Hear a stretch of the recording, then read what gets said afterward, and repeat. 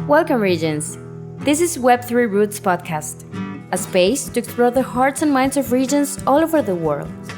What are the views, motivations, and influences of founders and contributors in the Web3 space? What are the ideas shaping their actions? Let's take a deeper dive into their whys and get to the roots. So, welcome to the first full episode of the Web3Roots podcast. My name is Claudio Cifuentes. I am with Vanessa Hill, the co-host, and we have a very special guest today. Very, very special guest. His name is Marcus. He's originally from Guatemala. We decided to bring him over because on top of everything and all the thing that he's been doing, he just published his first version of a research he's been doing on how the blockchain technologies and specifically DeFi has its potential in Latin America, specifically in Guatemala, and specifically in the last mile borrowers and all that challenge that is like pretty hard. So we are very keen to bring him forward to talk about this, not only about the research, of course, and most importantly about his influences, origins, perspective, worldviews, where does this crazy guy comes from, and so on. Besides all of that, he just wrapped up the conference Ethereum Guatemala, which he was very involved in the organization. So yeah, he's been a very active player here and there. And that as a very broad introduction. First of all, thank you for being here. And it would be great if you would help us and join the dots in all of these very loose introductions we put on your behalf. So yeah, if you could tell us a bit of your history, where you come from, and then we'll be joining this conversation with all the questions and so on. So thanks again, and how are you? Super well. It's early morning here in Guatemala, so I'm feeling very energized, very excited for the day, and yeah, just always very happy to connect with creators and people such as yourselves that are, deep in this kind of crypto world and also very deep in exploring, the behind the scenes. Right, I think it's a very technologically powered world, but at the end of the day it's like there's humans behind everything, so how can we elevate those stories? I think it's super important. So very grateful and very happy to be here. Yeah, I suppose I can start by laying down a bit of kind of a background on myself and some of the theses for life. And so I mean, maybe it starts with a name. How many Marcuses do you know in Latin America? There's not a lot of us, and usually it's Marcos with an O. And where does that name come from? So my father is from Guatemala and my mother is from England. And when I was born, I think their intention was that I would probably spend more time in England than I would in Guatemala. So little did they know, like, this is my favorite place in the world. So I can't get away, and for so many reasons, I have tried living elsewhere, but I just always very naturally gravitate back here and super happy here. So I think it's important to start with that, just because from, I guess, like the outside looking in, certainly, like, I don't feel I embody or represent the average, like, person from Guatemala. In fact, there isn't an average person here in Guatemala. We're a country of extreme differences. So we have 24 national languages, for example, here spoken in the country.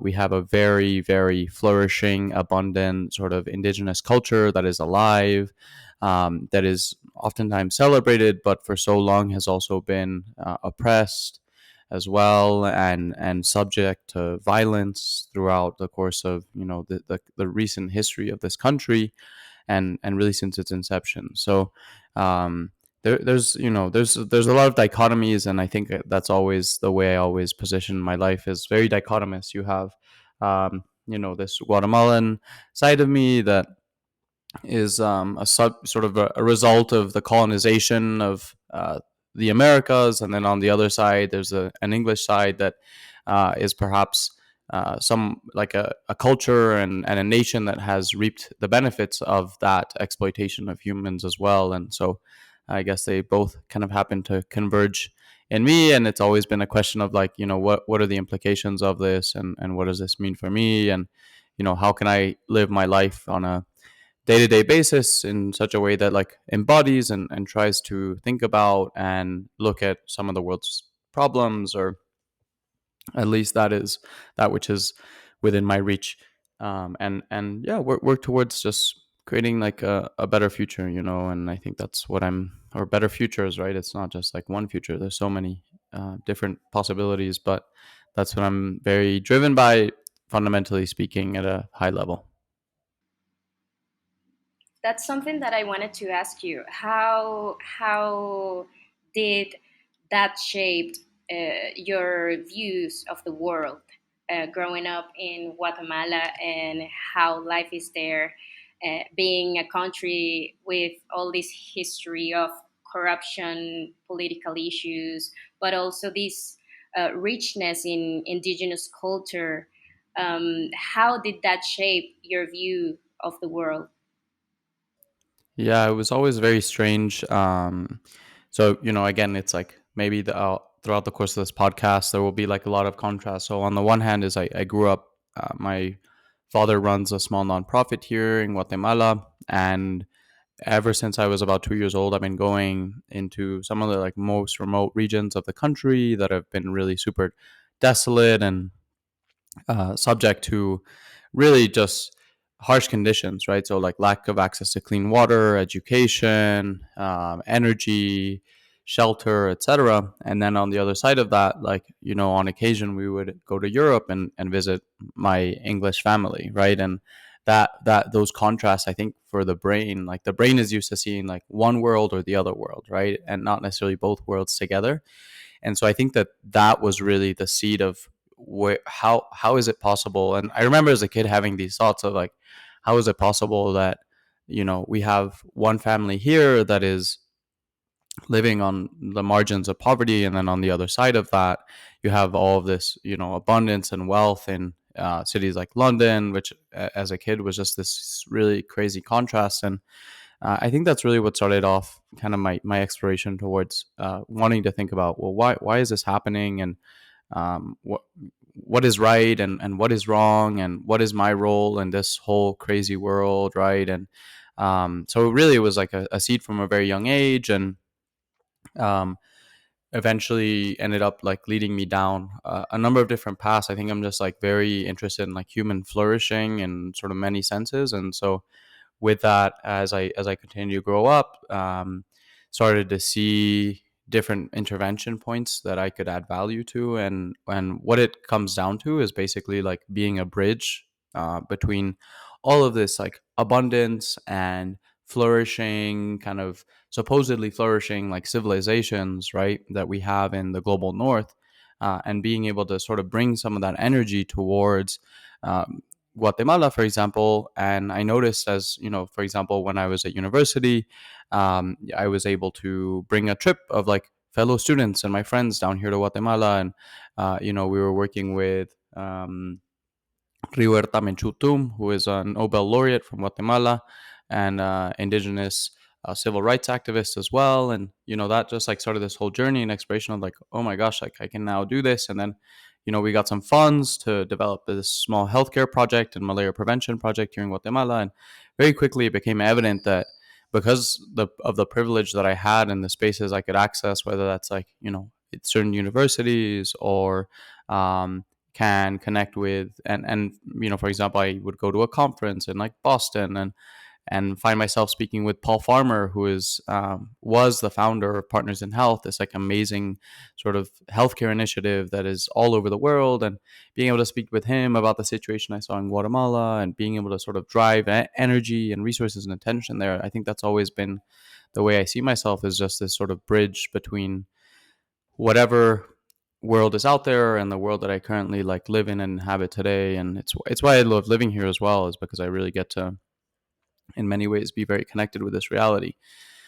Because I think it's very easy to sort of brush away the state of the world if you live in these super comfortable spaces And it's not that like Europe or North America is a panacea per se, right? But it's easy to sort of feel that the world is all well and good when you live in these very material, fake, in my opinion, worlds, and aren't necessarily exposed to the reality, right? And it's just like a matter of being sort of very conscious and present of that.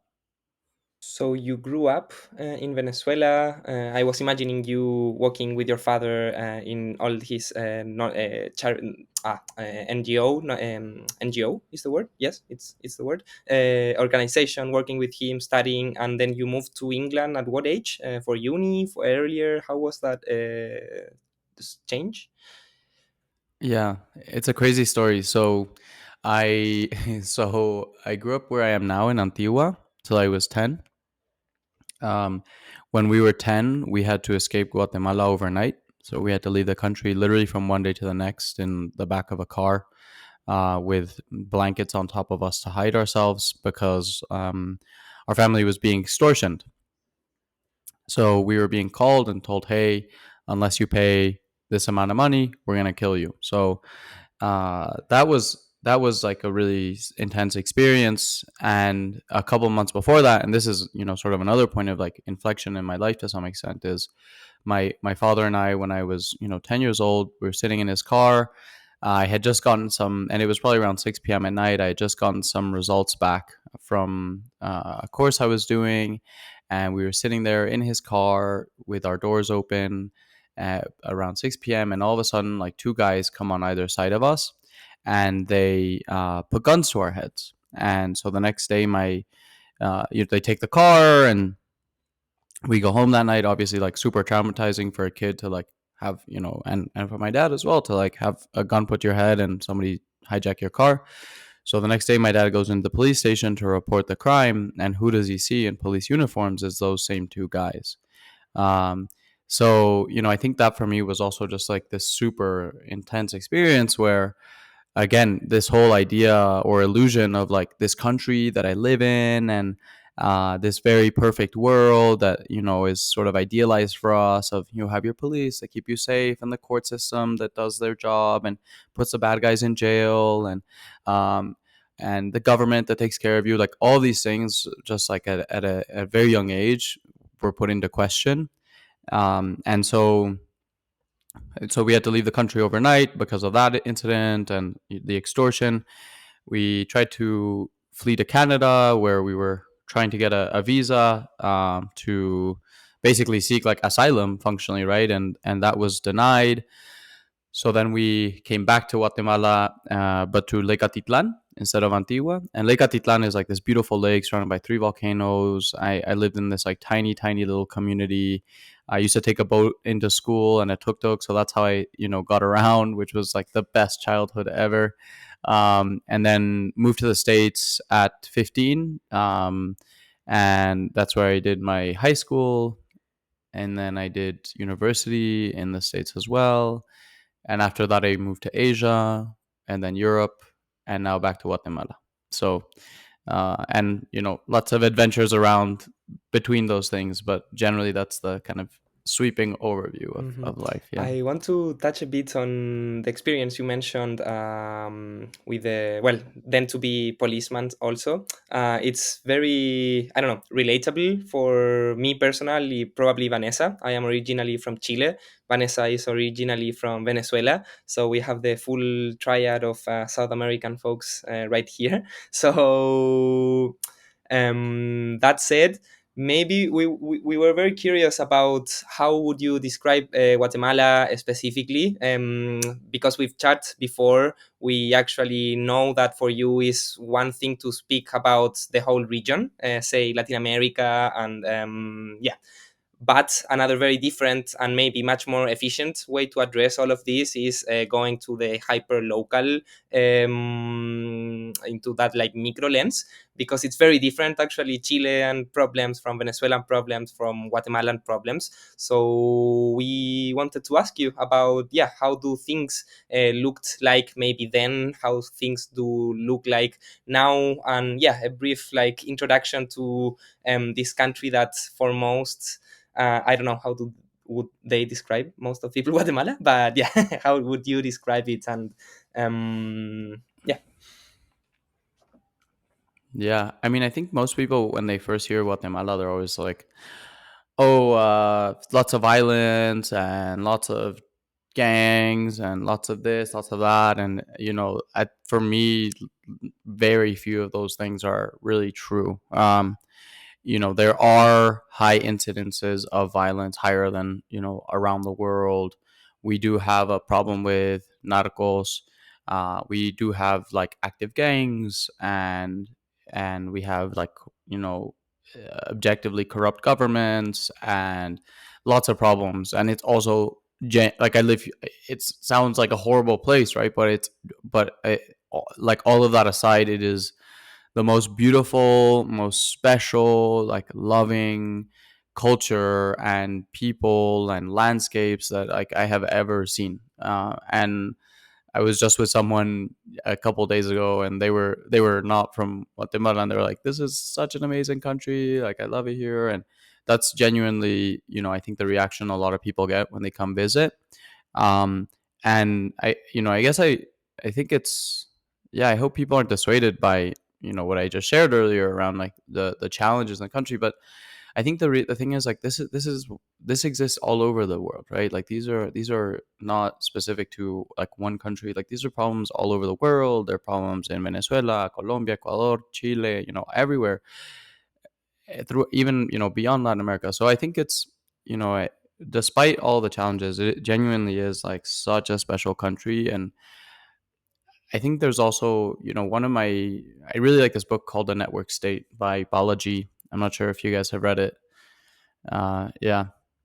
And basically just, for those that haven't, right, it just talks about the idea of, this Leviathan that we've had over the course of history, right, as humans. So whether that is, religion or the nation state now. And the question is, will that be in permanence? And part of Guatemala, if you any country, right, if you look at any country, it's like, why are there these straight lines just like that cut across this geography, these invisible man-made straight lines? And I think more than anything, what I see here is I see biodiversity, I see cultural heritage, I see beautiful landscapes, that unfortunately are forced to kind of coordinate in these uncoordinatable landscapes where there is like a lot of inequality, where there's a lot of exploitation of people as well. And so I think the question is like, how can we move past or think about differently these sort of meta organizing structures of human civilization that will allow us to think about what it means to relate to one another as humans? Like, so, when people break things down into, instead of thinking about countries, like let's think about bioregions. Like I love this bioregion, right? I think this bioregion is fascinating. And there are so many bioregions. And that's what I love oftentimes about Latin American countries is you have beaches and mountains and jungles and, all these different spaces all sort of in one space, and all these different cultures, like 24 languages. The implications of that are huge, right? It literally is like a different ontology of seeing the world, like the very foundation of like what the world looks like and means to you is so different from one another. So how can we expect everyone to coordinate? And it doesn't surprise me that we have these like horrible coordination failures, because it's hard to coordinate something like this, right? And history has been sort of proven that. And we lived a 36-year civil war here where 200,000 innocent civilians were killed, in the name of like apparently two different ideologies, right? Communism versus capitalism. And it's like, well, why are we even put in the crosshairs of this kind of these issues? When are there new ways of seeing things, right? Are there new ways of thinking about things? And we oftentimes just take these passports and these borders and these nation states and these governments as like super permanent, but we don't live under monarchies anymore, right? And if we had chosen to not look past that, we wouldn't be in this like thriving state where we are today. And so the question is like, what will these emergent futures look like, and how can we work towards building those emergent futures, is what I'm really interested and excited by. Yeah, about that, I wanted to ask you. You define yourself in your Twitter bio as a solar punk, and being this a movement that envisions a sustainable future and all these possibilities of um, a future that's interconnected with nature and all about you. What is the world that you are envisioning? Yeah, so just to, I guess, give a bit of background into the solar punk movement, I'm sure this is, probably the most solar punk audience on the internet, the one you guys have here. But basically, the solar punk movement, for those that don't know, is it seeks to bring together, this harmonious existence of Earth and humans, and both can bring the best of themselves to the table, right? And so, and even I think it starts, in my opinion, by breaking down the idea that we are separate from the earth, and it gets talked about often, right? This Cartesian divide, right? When Rene Descartes sort of stated, "I think, therefore I am," is, I, because I have a conscience and I can think in ways that cats and dogs and, in his mind, like plants couldn't and the earth couldn't, right? This is because he had this very kind of, in my opinion, narrow way of seeing what I am means. So personally, I think it starts with deconstructing that idea, and recognizing that we are so fully interdependent, and we can't just extract away these relationships. And humans, Homo sapiens, do not exist in silos from the earth. It can feel that way, right? When you go to the supermarket and all your vegetables come wrapped in plastic, and your food gets delivered to your house, and all the and it's like tastes delicious, and it's very filling, and it feels like amazing to eat this like very fast paced thing. But that's the other thing, right? Is like we are intentionally sort of living in these systems that remove us from the earth, and make us feel very separate from it. So just that's like a starting point, um, of saying, let's not continue to see ourselves as separate from these natural ecosystems, but actually like fully embedded and fully dependent on them. So I would say starting there is like a super important philosophy of mine. You know, I think I have a good friend of mine that literally studies like futures, like that is what she studies, and she studies where futures come from, and what we can do towards building them as well. And one of the key things she always says is, we're not building a future, we're building plural futures, right? And that's this whole idea of the pluriverse as well, is there is room for everyone. Instead of saying, hey, you have to fit into this one narrow vision and ideology of a future, it's like, and you can express your own future, and you can realize your own future. And I think that that's very important to think about. And again, this is not like, I think, in an abstract way, it really is just about like, how do we build these harmonious ways of relating to earth? I think that's fundamentally what it comes down to. How do we unlock prosperity for as many people as possible, as many beings as possible? And how do we just generally create this very coordinated approach towards what it means to be alive on this tiny rock in this seemingly infinite universe as well? I think that's a perspective is very important.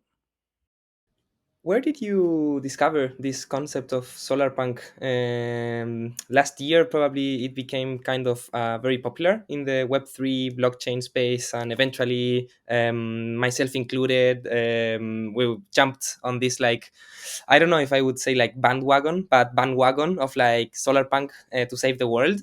I do feel it very strongly. A lot of the ideas and where it comes from, and yeah, the aesthetics also, it's like very appealing. So how long have you been playing with it? When did it appear? And also, how then taking that way of thinking can we translate it, that I think you have been doing it, and this could be the cue then for talking about what you've been actually doing beyond web3 specifically. So yeah, all those questions maybe packed up to look upon. Yeah. So where did I first come across Solarpunk? I think Solarpunk has generally been something that I've had in my, like, I feel for me the way I related to the sort of the Solarpunk movement was it felt very familiar. You know, it just when I first came across the word solar punk, I was like, oh yeah, I'm a solar punk. This is what I am. So I think that like I believe in being able to like create better futures together, right? And I believe in like using inspiration and art and beauty to create that future. I think when it was the very first time I think I came across it, um, was Andrewism. I don't know if you've heard of this YouTube channel called Andrewism. He has an amazing video called Solarpunk. What is Solarpunk? And that video, when it just first came out, was for me such a enlightening. Yeah, it was. Let's see, December 2020 is when the video came out. And when I first came across that video, I felt so connected and related to the Solarpunk philosophy, and I just thought, oh yeah, this is what I am, and this is how I want to relate to this. And then I attended Ethereum Barcelona as well, which was really like a solar punk themed conference, right, in so many ways, and was supporting with kind of setting that up too. And when I went to that, I just thought, okay, like this feels like home. This feels like my tribe of, because I think that's what we need, right? Like, and that's what's amazing about the internet is we need more people coming together to build these collective futures, right? And to say, hey, like I believe in this solar punk future, you believe in this solar punk future. How can we work together to coordinate these futures, right? And so I think it's super important to have these memes of like solar punk, and 100% a proud solar punk.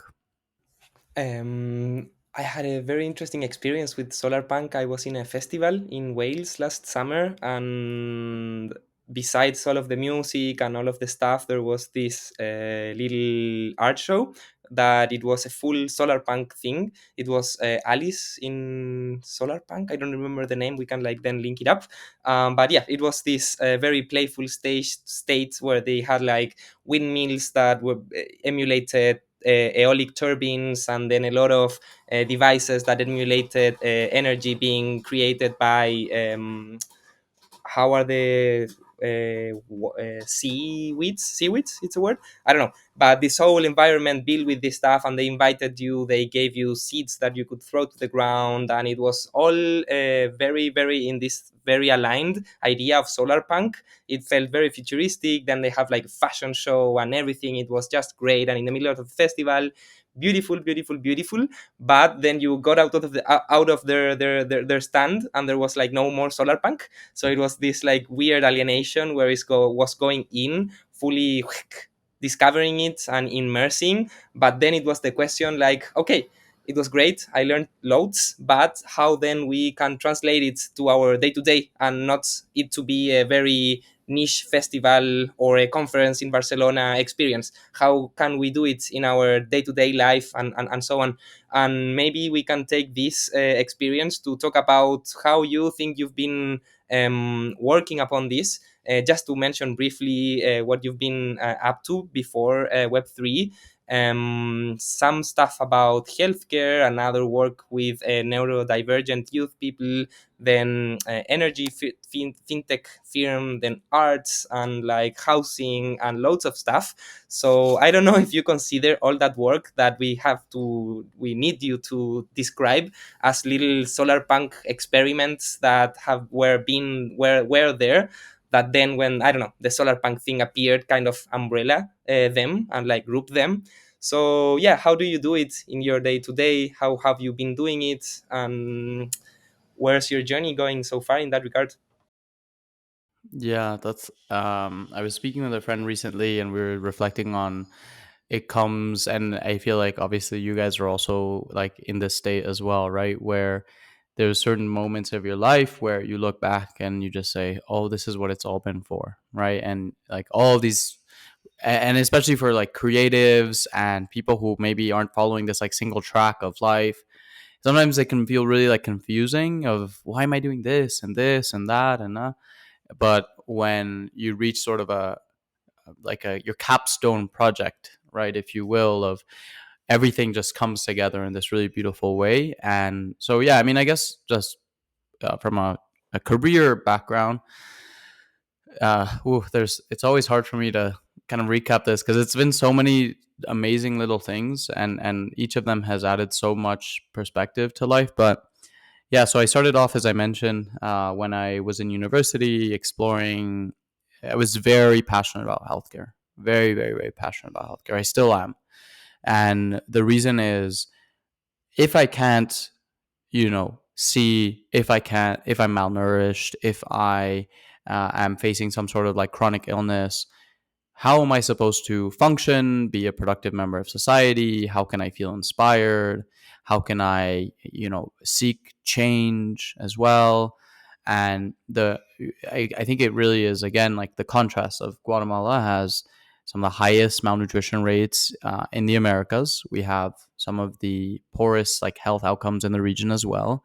And so that was like, why does it have to be like this, right? And like, these are communities I've worked hand in hand with.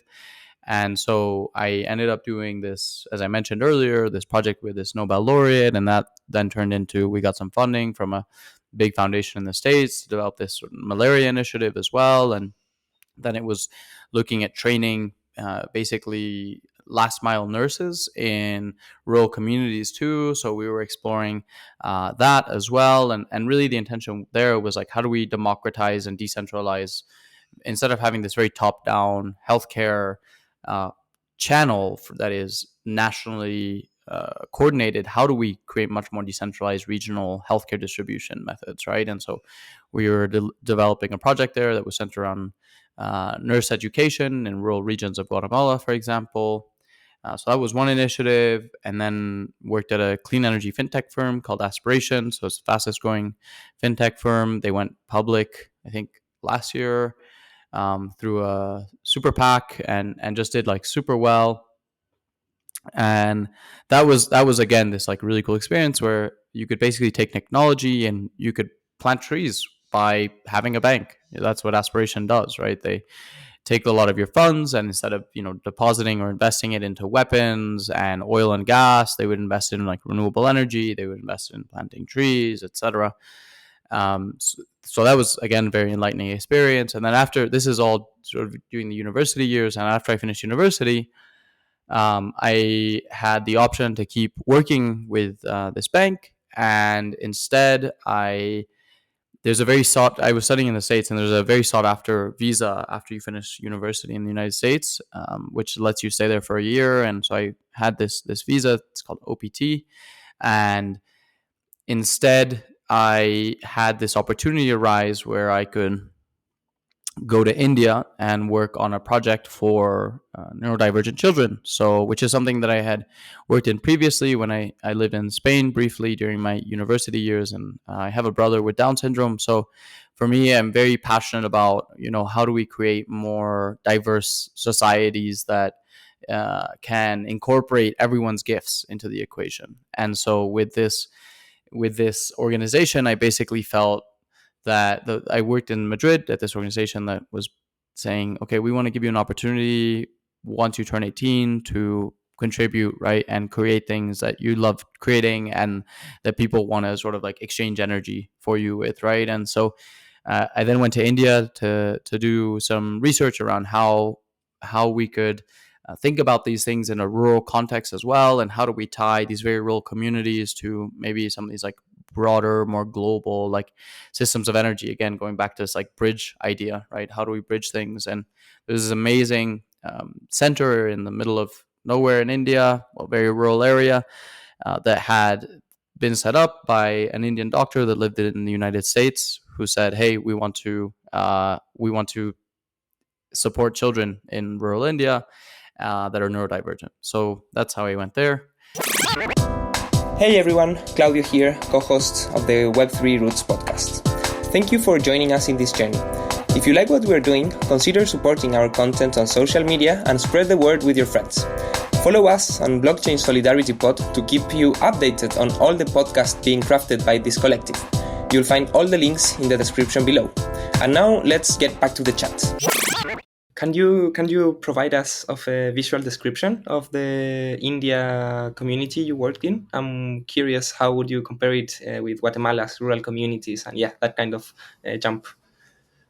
Yeah, I mean, if I for me the intention of going to India was really, I think I at that moment in life really felt like there was a calling to go there. It had been a country I'd always wanted to go to, and there was sort of a some research funding that came in as well in order to make that happen. So the community itself, like I was, it was very small. There were maybe uh, not a lot of native English speakers as well. So that was, you know, a challenge, but ultimately like a really beautiful experience for me, like stepping into discomfort and experiencing living in an entirely new culture, and ended up making some really good friends there that did speak English that I'm still in touch with today. So this is a few years ago. So it was a very special experience, but also very you know, uh, very different from what one sees in Guatemala, right? But I think the idea was still to like understand how this person had set up this amazing like center for disenfranchised families that couldn't afford to send their children to a normal educational center, and instead had to send them to this rural center in India, which gave them like free education. And so the idea there was, let's let's support them in giving the older members of their community like an opportunity to sort of create value into the external world. So that was a bit of the work there. And how to create value? What was like the So the idea was, how do we create crafts, for example? And I still have some of the cards. So the idea was to make these like beautiful crafts and work with the communities that were based in India. And so we made these like amazing crafts, which, you know, the idea is you would sell them on, and then you can give the proceeds back to this community, support more children being able to get access to the educational center as well, right? So it's just like taking these existing like energy sources and being able to plug them into these, but it's all about like being able to make those relationships and connections happen. So that was ultimately the intention there. and this was But all yeah, so then pre mhm. NFTs, just to have like a, Yeah, yeah, a timeline, and yeah, not to mess this is things up. pre NFTs. This is like 6 years ago now, 5 years ago. So definitely well before the NFT hype, I suppose. And then yeah. I'm curious, how did you get into Web3? And you are currently a fellow at the Ethereum Foundation. So I'm curious about how this path led you to Web3, and the potential that you see on Web3 and crypto economies for these communities. Sure. Yeah. So I first came across Bitcoin back in 2013. So I used to sell things online as a teenager because I was living in the States and I couldn't get a work visa.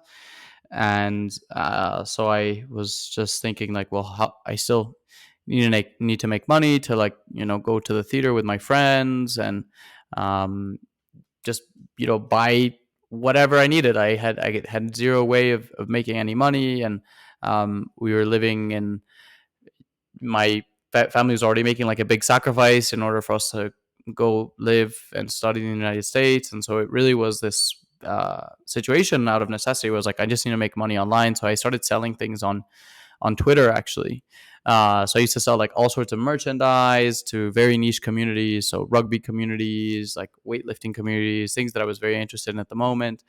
And that's how I, you know, this was 10 years ago now, and that was when I first came across Bitcoin. And, you know, at the time I was just a teenager, so I and to buy Bitcoin back then you had to, you know, wire money to Japan, and I didn't have a bank account or the means to do that. So I just set up a wallet on blockchain.com, and you at that point they were just giving out Bitcoin basically, right? It was like, hey, like, please use this thing. And so there were these faucets all over the internet where you could just hook up your wallet and put an address, and they would send you fractions of Bitcoins, very, very small fractions of Bitcoins to your wallet. So that was my first exposure about 10 years ago.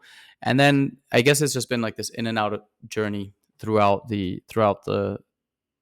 life to engage more with crypto. And I'll get to how things ended up where they are today. But so after this like experience I had in India with this with this educational center. I then was going to go travel for a month, and then was going to go back to the States. And while I was traveling, I ended up at a yoga festival and met this Swedish like couple who said, "Hey, do you want to come?"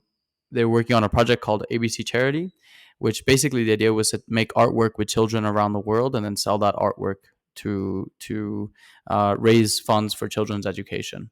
At pre NFT days, I think like today, I think this would be a really great project to like infuse in that world. But anyway, so we ended up doing a lot of work in like the north of India and the Himalayas, went to Sri Lanka as well. We were there for about 4 months. We got the opportunity to go to Greenland.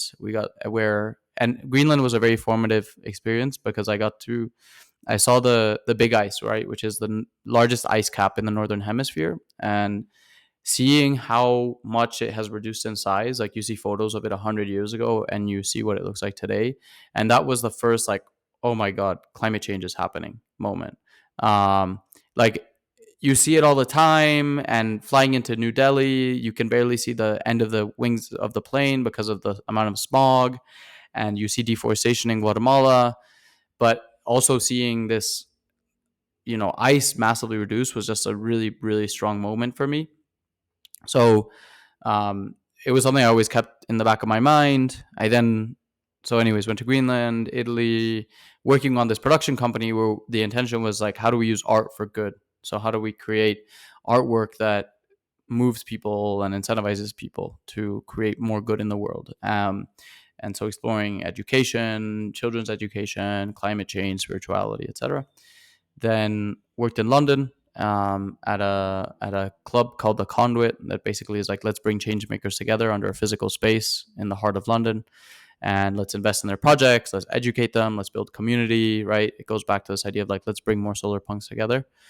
And then yeah, crypto has just been like, over the course of the last decade of my life, has been something I've been in and out of basically.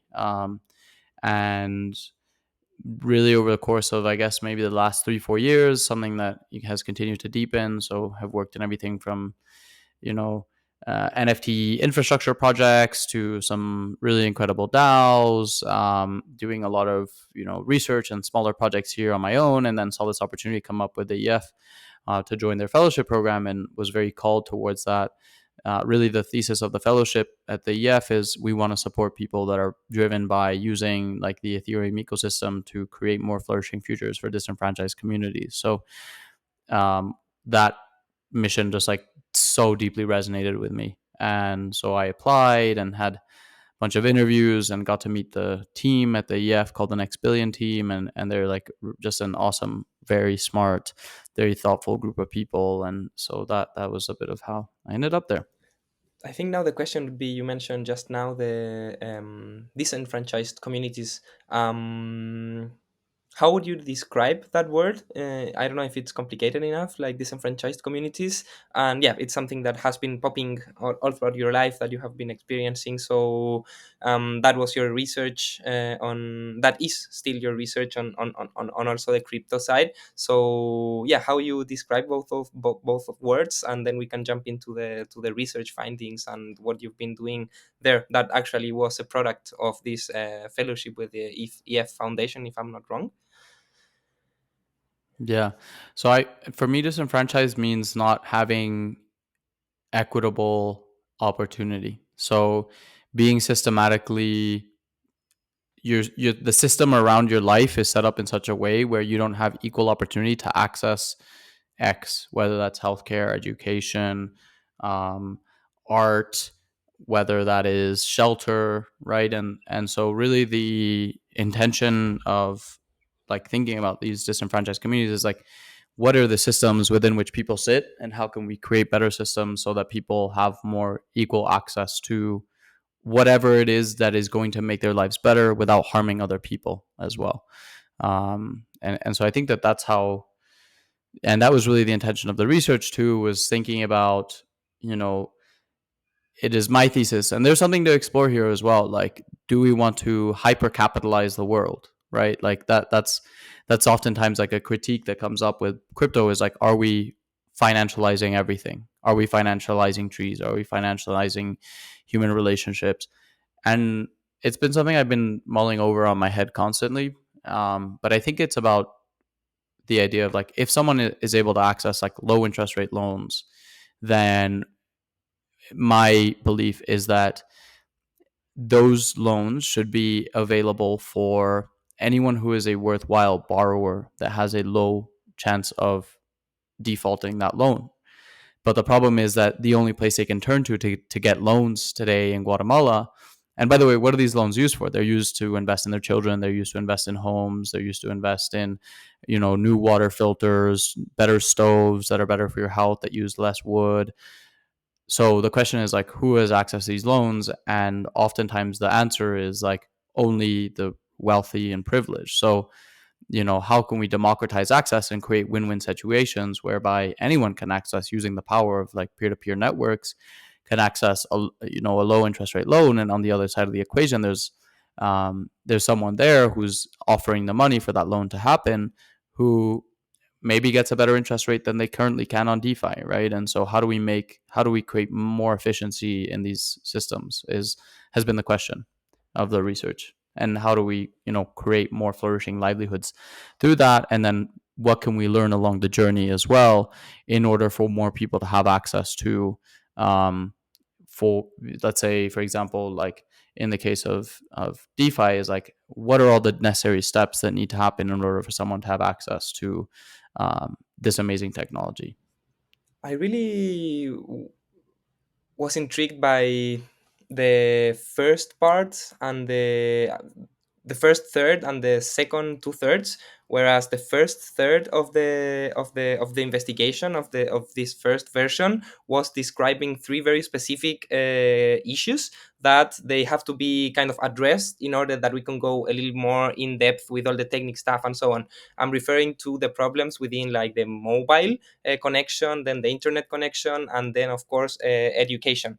Only after that being addressed, we could talk about, I don't know, digital identity, universal basic income, wallets, and set a roll ups or whatever. But if we don't kind of think of all those overarching subjects, it's very, very, very, very hard to go in depth on this. So this is something that you touched upon, that you mentioned, like, yeah, if we don't get this right, it's very, very hard. So we would like to hear from you, how have you encountered that? There was one very interesting number in Guatemala, if I'm not wrong. It was 65% of people that have access to internet. Or so, yeah. How do we navigate all of this in order to get those final loans to disenfranchised communities? And yeah, how do you see that?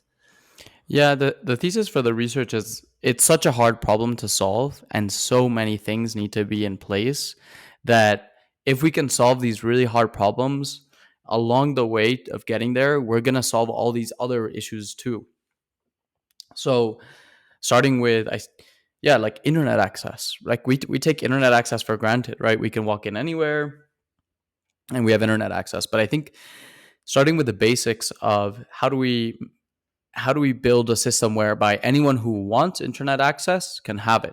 And I think that that's like really the starting point here, is like, let's start with saying, right now is like, and I mentioned this in Guatemala, right, is like not 100% of the population has access to internet. And the theory is that by having access to the internet, you will have more opportunities for you to make money, for you to access better livelihoods, and you to participate in governance, to generally just like disintermediate a lot of hardships that people currently face, for example, right? Like maybe you could offer like mobile delivered healthcare, for example, right? Where instead of having to travel for a couple of hours to a clinic, you can maybe just call the doctor, right? And set up a video call as one example. So I wanted to start there, just to, and really the whole report is like, how to, from A to Z, like from the very basics all the way down to like the depths of like technical blockchain interoperability. How do we create a succinct document whereby, and really the audience for this project is like crypto native builders that are just generally interested in like last mile communities and want to think about bringing their offerings to more people around the world, and subsequently bringing more financial freedom, better governance structures to people outside of this very siloed crypto ecosystem. The second group is for those that are maybe more like crypto curious, but already embedding crypto into some of their projects, and they want to, yeah. And I see this a lot with a lot of projects where I see people that are like, hey, like I'm really passionate about like crypto, and we want to sort of do this thing, and we're already kind of doing it, or we're thinking about doing it, but we don't really know how to navigate the landscape. And so the idea is to create this like map that from A to Z just maps everything out for these people. And they're like, okay, we're already working on like this, but what role could better wallets play? Like what would our app look like if we had better wallets? Or when a world where we don't have to decide what blockchain we're operating on, or a world where instead of everything being public, it's like private, and how do we get to that world, right? And then the last group is for like crypto newbies who have no idea what's going on, and we can basically say, hey, we want you to think more about how you can change your last mile financing here in Guatemala, or how can we get you to think differently about whatever it is. Like, so this is more for maybe like your regulators, or for your entrepreneurs that are just like dipping their toes. So that's a bit of like the intention and the audience of the research too. I love that you touch on the opportunities of the adoption on Latin America, because Latin America has all these conditions that support the adoption. But how do you see the regulation in the region? Yeah. So there's a map I included in a talk I gave at Denver, and for a lot of Latin American countries, like regulation for crypto is basically non-existent. For a lot, right? This is not the case for every country. Like in Bolivia, for example, if you're seen transacting with crypto, they can easily like shut down your bank account. In El Salvador, complete opposite. It's like super pro Bitcoin specifically. Um, so I do think that, ever since the Monroe Doctrine, right, dating back a few hundred years ago, like we have had this very strong relationship with the US, whereby everything they do, we have to sort of look up and be like, hey, like, is it okay if we do this too? Or what do you think? And, so I always try to keep abreast of the latest regulatory environments in the United States, because for better or for worse, like those will inevitably have an influence on the region's politicians. And so while we haven't had sort of like sweeping regulations across the region, we are seeing what is happening in the States. And I think it's just important to be proactive about saying like, hey, we want to establish like crypto friendly environments. Here's why.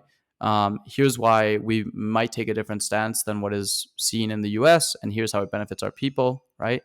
So I think it's really important to take unified approaches, at least regionally. Like, it doesn't have to be Latin America wide, but in Central America, maybe there's like one approach to regulation, and maybe in South America is a different approach. But the I guess the nice thing about Latin America is we by and large have like one colonizer, so we inherited one similar legal system as well, or the foundations of the legal system are all quite similar. So naturally, what we can do with that is we can create much more unified approaches to the regulatory environments that we're developing here. Like, in Venezuela, people can escape like crazy high inflation by accessing stable coins or other digital assets, and like we're already seeing like amazing impacts there. Same in Argentina, right? 98% inflation last year.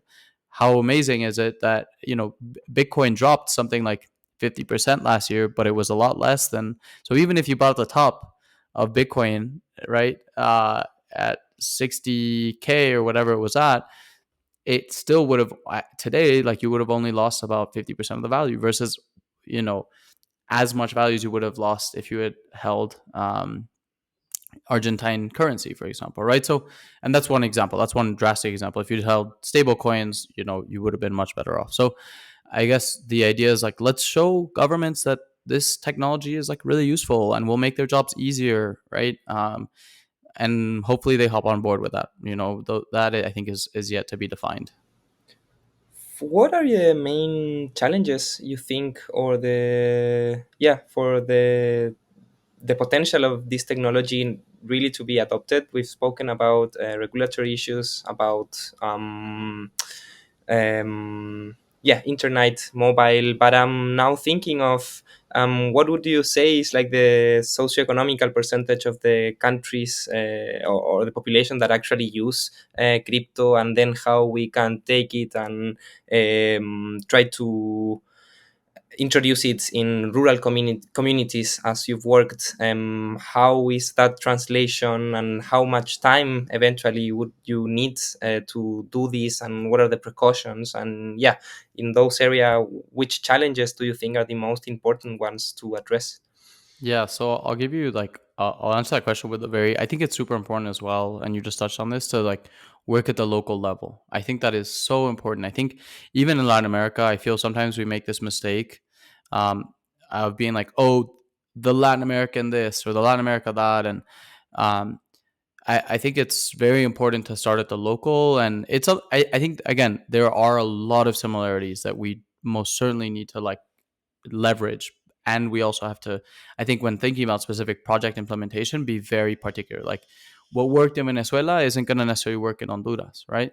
And so I think it's also very important to consider that. But as far as adoption and challenges, like it's so like it feels that the crypto industry basically just like skipped product development and user experience entirely, right? And that has always just been an afterthought of, this is like a very technical technology, and if you don't get it, and Satoshi even said it, right? He said, if you don't understand Bitcoin, like I don't have the time to explain it to you. And I feel that that is oftentimes like the case for a lot of the industry, is if you don't get it, you don't get it, and I'm so sorry.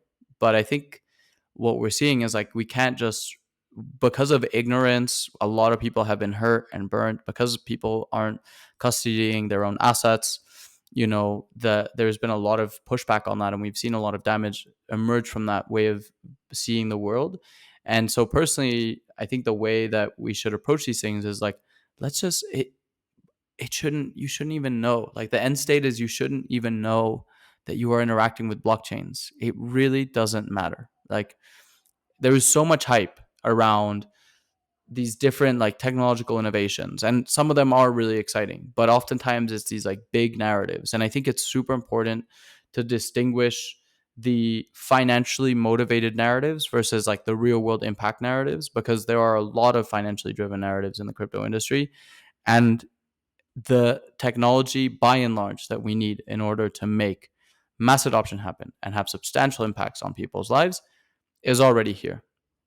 And really it's just about developing and integrating the technology in ways that are meaningful, right? So like the example I always give, as far as like what I see a potential end state looking like, is I would like to see this country's entire national budget on chain. Like I want to see every single cent that I contribute into the system, and I want to see where it goes, who it goes to, how much, how is it enhancing people's lives. In the same way that with DAOs we can do this, right? Like, and I think it's, we're getting there. It's a movement. It's growing. We're growing these roots. These podcasts, these educational platforms are a huge part of that. But it's step by step. But at the end of the day, is like I don't. It's like the entire system should just be so seamlessly integrated into our day to day life. So I don't have a crypto wallet. I have a payments platform that I can pay people with that is happens to be powered by crypto. Or when I go to vote, I don't have to stand in line for hours and hours. I can verify my, digital identity from the comfort of my home, and I can vote in private centric ways as well. Or when I could pay taxes, for example, right? When I contribute into a system, I am entitled to see where all of those funds are going. Is it and I can see whether or not it's going into lining the pockets of corrupt politicians or not, right? So it's just about like doing these super simple things regarding human coordination in such a way where blockchain just happens to be the substrate upon which these acts of coordination happen. It shouldn't be this like, oh, are we all going to write 12 pieces of paper or 12 words on a piece of paper and like store our private keys that way? Or, I actually don't think that's not really how I see mass adoption happening. I was with a friend who is like very technically savvy, and he lost his private keys recently. He's not crypto native, but he just lost his private keys, and he's like, "Yep, like I guess that's it." He's like, "That sucks." And imagine like he is no longer incentivized to like participate in this economy, right? Um, but he's like, "That's such a stupid thing." Like he basically like downloaded an app. The app said, "Take care of these private keys." They didn't give him any recommendations on how to do that. So he took a screenshot, saved it on his phone. His phone got wiped, and now he can't access his private keys. Do you think he's gonna want to? And he put invested money in there. Like he's lost those funds now. Like he's not gonna be incentivized to do this. It's like it should just be super seamless, super simple, um, and it's gonna happen. Like we're getting there for sure. Yeah, I wanted to ask you, how do you see the future? When are we hitting 1 million? And I love that you're driving the conversation and the focus on real world impact, because I think that we often see these technologies as sort of like a floating thing, and I think it is important that we drive its impact into the local, how these technologies can actually impact real life. So, yeah, I want to ask you, how do you see the future?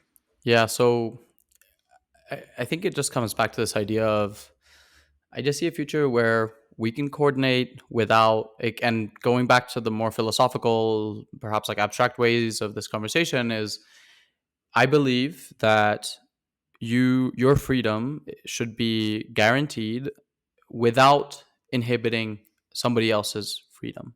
And the reality is we live in a world today where a lot of other people's freedoms are put at stake for the freedom of others, right? And I see a world where we can respect each other's self sovereignty and we can respect each other's capacity to flourish without infringing upon other people's uh, among other people's opportunity to do that. And I do think that what the reason this happens is this idea of Moloch, which I don't know if you guys are familiar with it, but maybe just a quick recap for the audience. Moloch is, I guess, like very briefly put, is this part of like the human psyche and experience that causes us to act in these zero sum ways. So the belief that you have to lose in order for me to win, right? That's like sort of a Moloch-y behavior.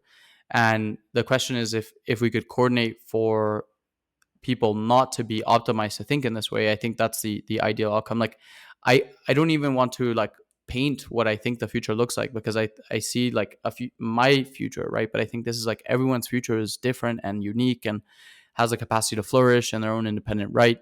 So, but I do just see like a world where we are no longer like subject to exploitation or are reducing it, right? Like the world is getting better. Like we are seeing on many fronts like more spurts of optimism. But let's continue to plant those seeds. Let's continue to support and nurture initiatives that are moving towards creating these better worlds. Tell us a bit about your experience on Ethereum Guatemala. Yeah, so Ethereum Guatemala came from the belief that we need to, again, hyper local, right? Like that's something I'm really big on. So I was really excited to be in Bogota and really excited to attend, these different conferences around the world, but it also felt very like detached from a lot of the things that I deeply care about, which is Guatemala. So I was like, what if, we could someday make a crypto conference happen here? And lo and behold, I meet someone at DevCon who is also another Guatemalan. His name is Francis. And him and I immediately just hit it off. We're like, okay, let's do it like this and that. And Francis organized like huge events. with thousands of people. He's brought artists like Maluma down to Guatemala, and big, just like big, just artists, and very creative and very capable of organizing big events. And so immediately we're like, okay, this is the perfect match. So we started vibing and jamming, and then we got about 6-7 other people to come on board, and we basically just created this little community of builders that were very passionate about making Ethereum Guatemala happen. So we ended up going out to a bunch of different sponsors, and got the support of some really amazing projects in the ecosystem. That the ENS DAO, for example, is one of the sponsors of the event. And for most of the funds, in fact, we went through DAO routes. So we went to their governance forums and we posted proposals for half an ETH, 1 ETH, and most of them worked out, in fact. And that was just amazing. And to go to the conference and be like, hey, we produced this whole thing through DAO funding.